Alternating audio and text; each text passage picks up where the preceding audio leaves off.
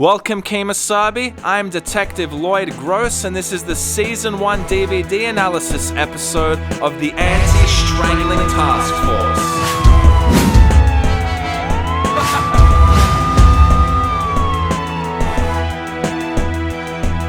The Season 1 DVD cover, as well as the menus, actually provide us with some seriously important information. We're going to start off by analyzing the whiteboard with the sales figures first. So what can we see on the sales board? The first thing that we can see is a list of salespeople and their targets, and we can see them in this order. We have Dwight, Stanley, Phyllis, Andy, Roger, and Michelle. Below that we have the goal, and the goal is $19,100. The targets assigned to each salesperson are as follows. $3,000 to Dwight, $3,000 to Stanley, $3,500 to Phyllis, $2,600 to Andy, $500 to Roger, and $3,000 to Michelle. Now, when we add up all these figures, they actually add up to $15,600, right? So we're actually missing $3,500 in assigned sales targets. Now, this is the first issue that arises and begins us on the journey of understanding why this is a clue. The first issue that we notice with this is visibility. I'm zooming in here for you guys, and if you look just above where that top target should be, we can actually faintly see the word calendar. Now, in order to make this more visible, guys, I've done some tricks with video editing. I've inverted the colors, increased the contrast, and various other bits and pieces, and now you'll be able to see it a lot clearer. However, the sales figures just below that are actually fainter than the word calendar. Now, we obviously can see that this part of the whiteboard is sort of faded into white for the purposes of allowing the office title to sort of shine through, right? So we do have a fade to white going to the top of the Season 1 cover. But this is where the first problem lies. If we can faintly see the word calendar, then theoretically, if we're evenly fading from color to white, the sales figures below the word calendar should actually be more visible than the word calendar itself. Instead, we're seeing the inverse of this. We can still see the word calendar, albeit very faintly, right? But we can barely see the $3,500 figure. Now, what does this tell us? What this tells us is that that top line has actually been erased. The person who was carrying the $3,500 target has actually been erased from the whiteboard. The only thing that could explain this is if that individual has actually left the organization. This could be as a result of downsizing, getting fired, the worker quit, or didn't turn up to work that day because they were murdered. But the main point is, guys, the reason we cannot see these figures is because they've been rubbed off the whiteboard. If they were not rubbed off the whiteboard, we would see them clearer than the word calendar. We obviously have that fade out to white, but we're seeing the opposite. And the only thing that explains this is that individual and the target they carried has been erased from the whiteboard. Now, knowing this, guys, knowing that a member of the sales staff has actually left the organization, this completely changes the meaning of why Michael hired Ryan as a temp. It's often been seen as a humorous thing or an example of Michael's stupidity or naivety that on the same day where Jan tells him there's going to be downsizing, he hires a temp. Now, I did say in the Season 1 preview, one of the must-know bits of information is that Michael is actually a genius, and Michael being a genius is a repeated concept, and by now you've heard me say it a dozen times, any repeated concept forms a motif.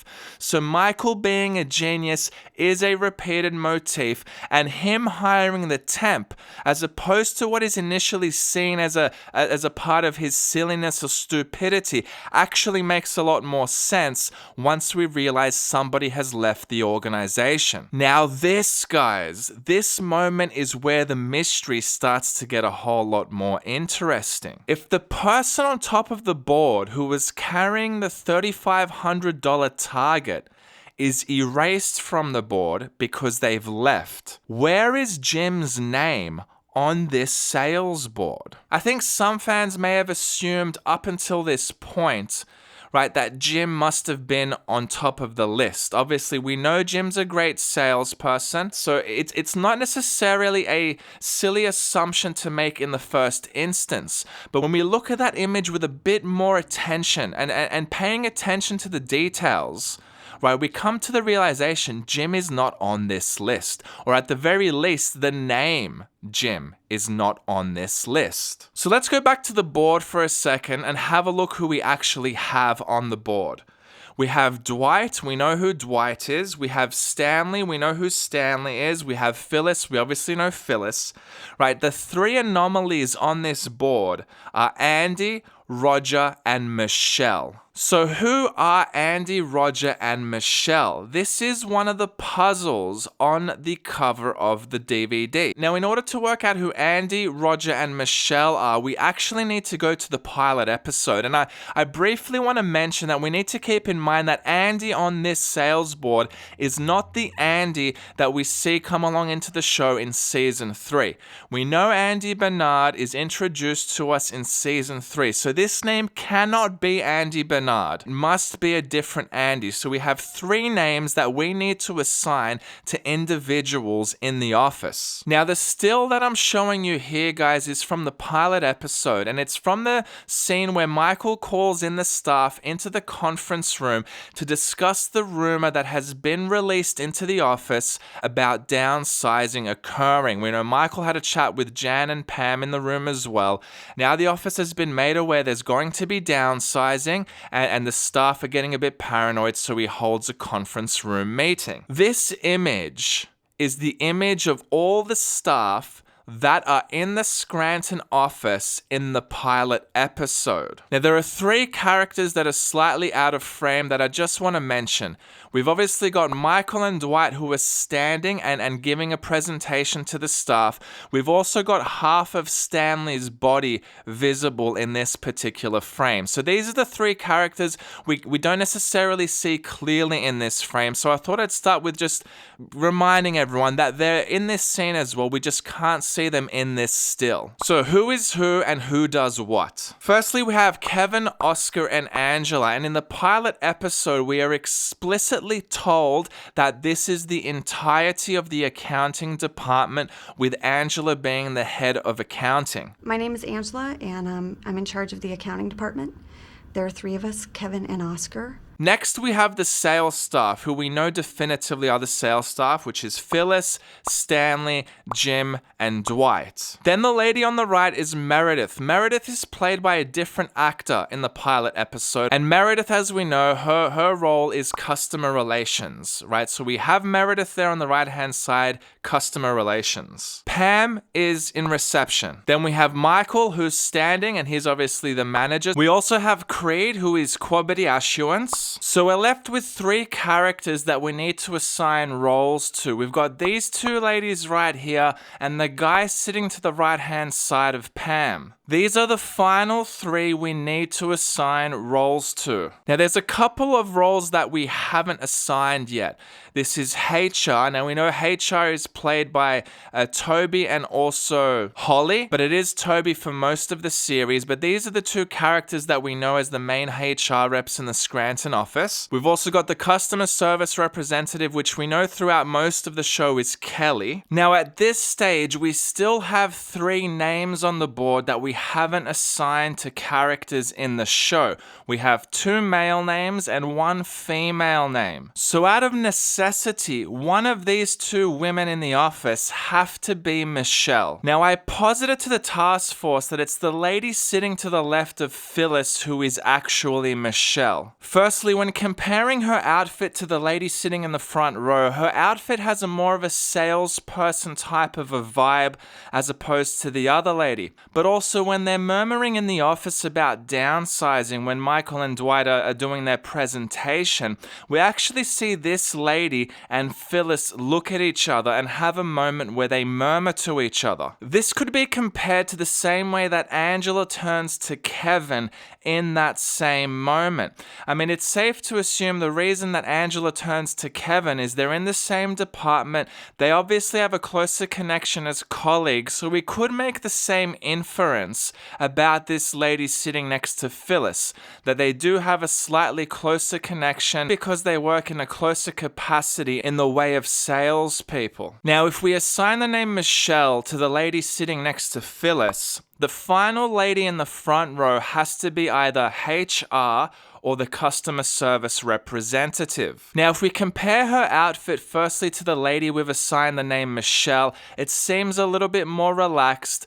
You can actually compare the cardigan she's wearing probably to something that we'd see Kelly wear throughout the show as the customer service rep. So it seems a little bit relaxed. I'm also not getting the sort of HR vibe from this lady.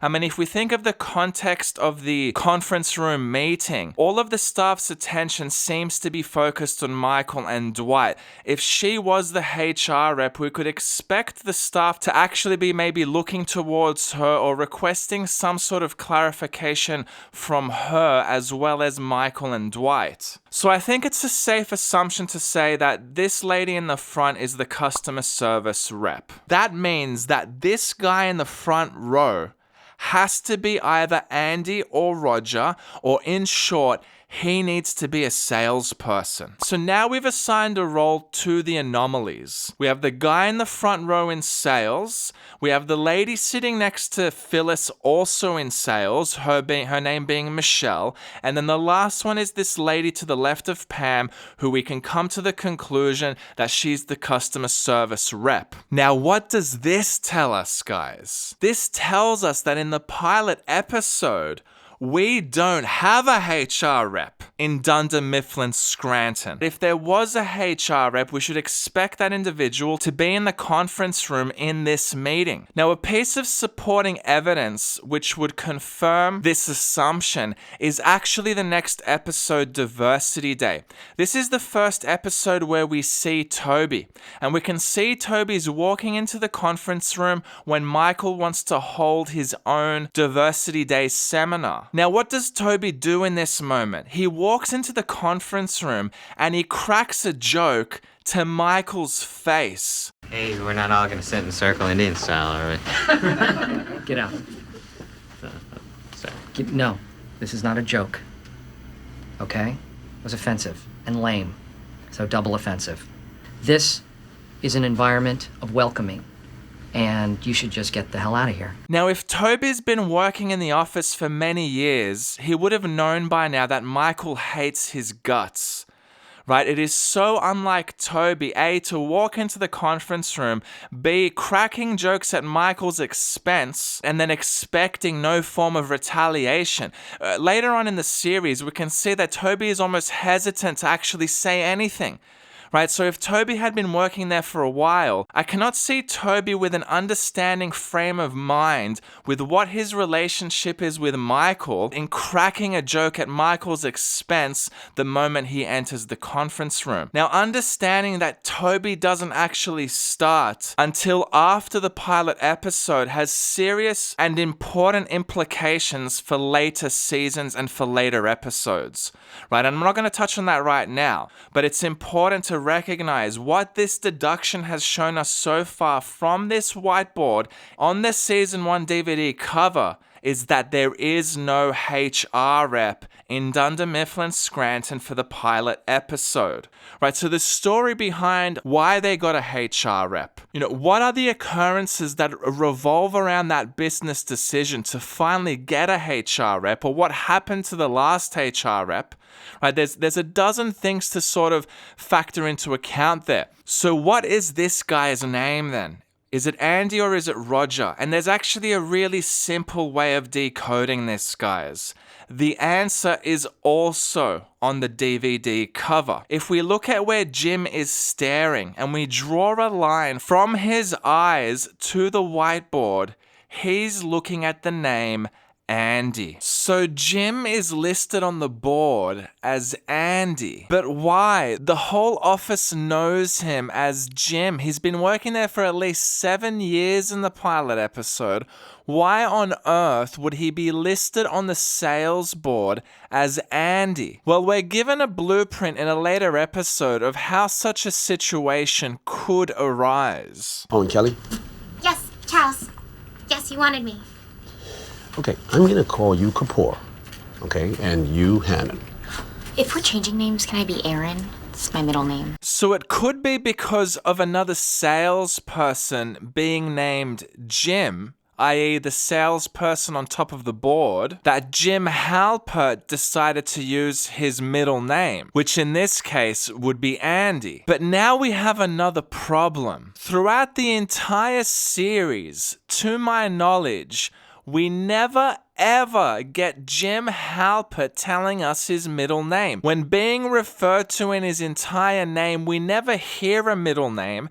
There is no documentation to suggest he has a middle name. There is nothing that I can find to substantiate whatsoever that Jim's middle name is really Andy. So the question has to be asked, is Jim lying about the fact his middle name is Andy? And if he's lying about the fact his middle name is Andy, could he be lying about the fact his name is Jim Halpert at all? Now, there are a number of things that support this hypothesis that Jim's name isn't actually Jim. The concept of clarifying Jim's name is another repeated motif in the show, as well as real names in general. We actually have 2 motifs here.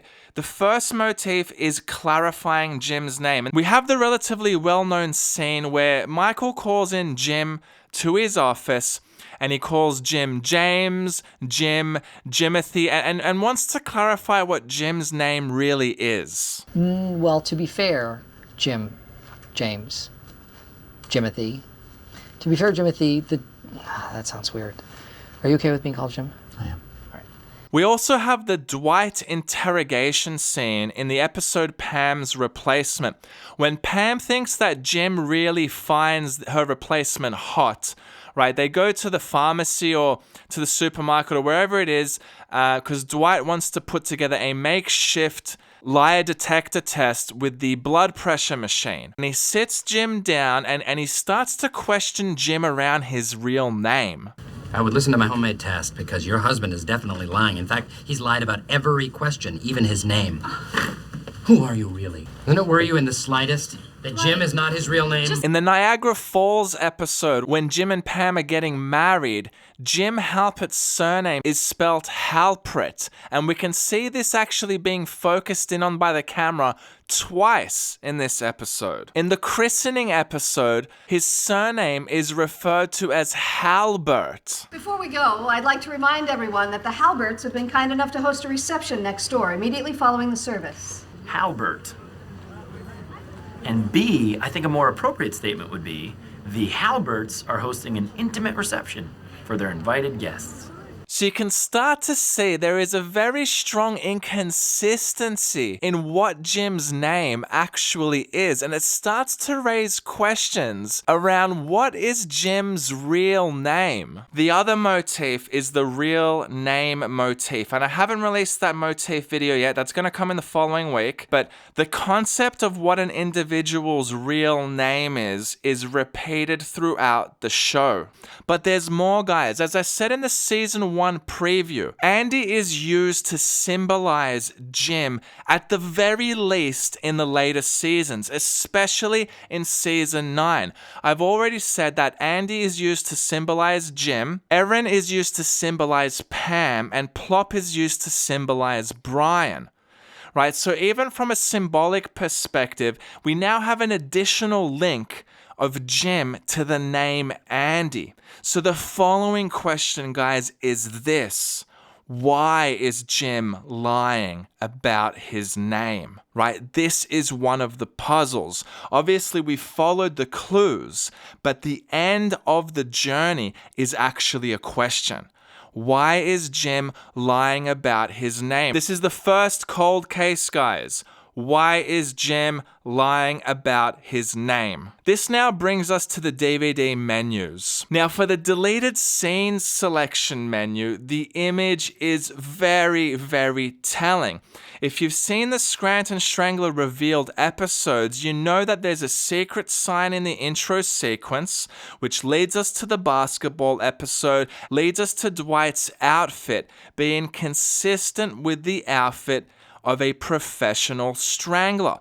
And I did talk in that episode how the face guard is there to protect Dwight's nose from his struggling victims. And in the deleted scenes, we're even given a kill count by Dwight telling us how many times he's actually almost broken his nose.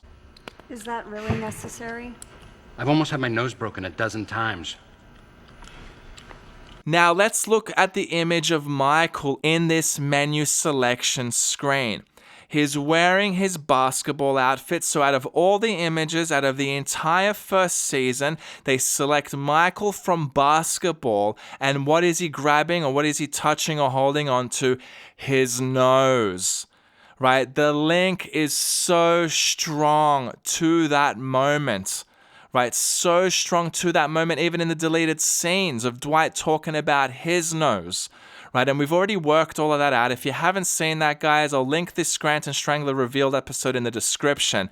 Right, but we can see in the menus there are two incredibly strong links or two incredibly strong signs giving us direction of where to look for additional clues and information. I would like to make a shout out to all Hay Place bounty hunters, because this episode is a perfect example where, looking at frames or looking at details with a magnifying glass, asking the question, linking it back into the video footage of the show, and providing a hypothesis for what's really going on in the office. You can see how this information has a massive impact. Just to go back to the scene where we have these mystery characters, to my knowledge, nobody has ever provided a decent theory about who they are.